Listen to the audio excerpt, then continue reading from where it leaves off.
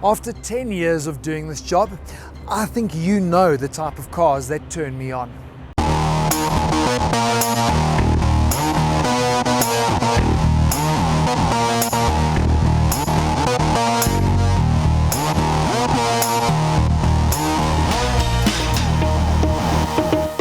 Yes, unashamedly, I love cars that love to be driven and driven hard. Cars that come to life on the edge. This week though, we're going to revisit a car that really challenged my purest performance car views.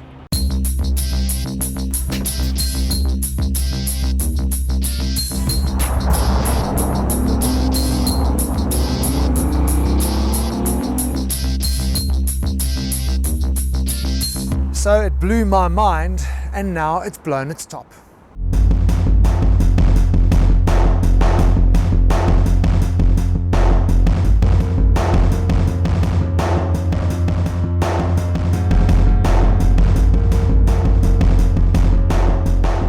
In 2012, BMW showed us the concept Spider, a car that was designed to never go into production. I mean, I'm baffled. Most sports cars are built from the ground up, from day one, to be a roadster. McLaren has done it, other manufacturers have followed suit. And what they normally do is bring out the coupe, and soon after comes out the Spider, Roadster, convertible, call it what you like, because most consumers will gravitate towards that. Now, BMW's i8 has been on the market for 5 years, and only now are they bringing us the Roadster. You know why? Well, according to BMW, they say that their CFRP Life, the carbon fiber tub, the backbone of the i8, was not designed to work without a hardtop. Really? I mean, carbon fiber is pretty special stuff. Carbon fiber starts off being made as a roving or as a strand or as a yarn. It's this filament that you see here. They then take it and weave it into various weaves. So this would be a plain weave where it's just stuck to a normal weaving machine and it's woven. They can also make it into a unidirectional fiber where the fibers all run in one direction, or they stitch the fiber together in this form where this yarn gets laid down in the weaving machine and then they stitch through it. The advantage of this is that for very complex body shapes, this is the perfect fabric to use. You save weight and you optimize your strength and the orientation of the fibers. So if you're making the body of a car, then you'd use predominantly your biaxial fabrics, which controls the torsion of the whole body. Once all the fibers have been packed into a mold in the right orientation, they are then vacuum bagged and then they infuse epoxy resin. It's then normally stuck into an oven and cured. Now, do you see why I'm puzzled? Why would removing this tiny piece of hardtop create structural challenges for a car that is built out of carbon fiber? But anyway, once BMW gave the project the green lights and it passed its crash test, the real challenge lay ahead for the designers and the engineers.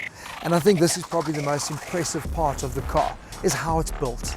Of course, firstly, it had to make financial sense. Their production plant in Leipzig made low volume production possible by integrating the Roadster production into the regular i8 production line without the need for special tooling.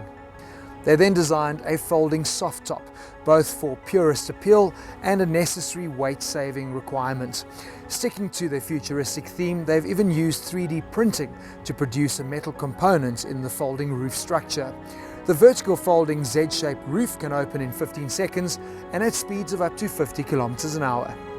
And of course, the butterfly doors had to stay, so BMW had to design some special hinges.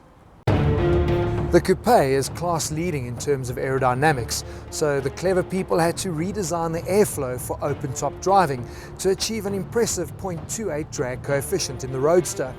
Part of that redesign was also sealing the front air vents and then redirecting the hot air from the radiator to exit behind the front wheels.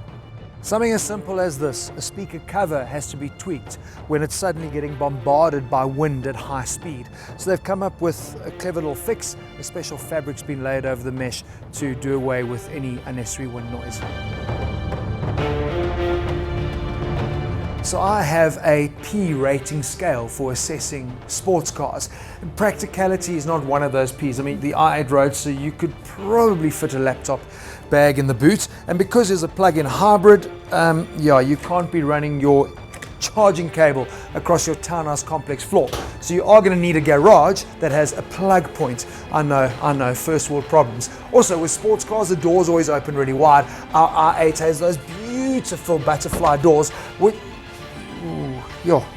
makes it a bit of a problem because I now can't get into the car. But I suppose if I am paying 2.3 million rand for my sports car, I can just build myself a new garage that has a plug and more space. This is beautiful. Talk about an entry.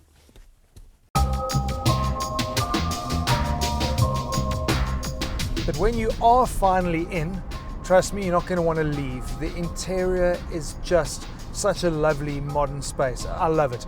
And what I particularly enjoy in this model is the way that they've linked the interior with the exterior. It is fabulous. I've got a challenge for you. Find me a sports car that can give you this.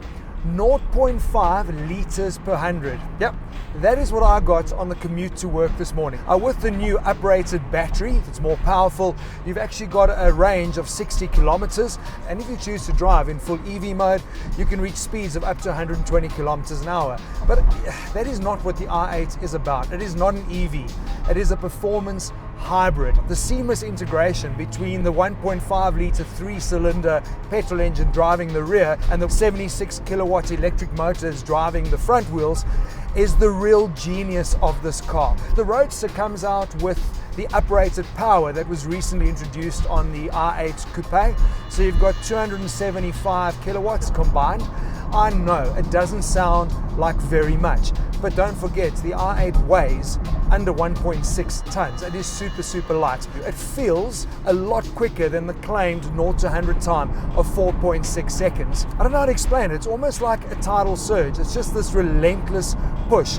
The biggest complaint that people had with the i8 was the fact that it used to understeer. With the instantaneous nature of the electric power delivery coming onto the front wheels, so they have changed the shocks as well as the anti-roll bar to try and counter that natural tendency, and it really does feel so good through the bends.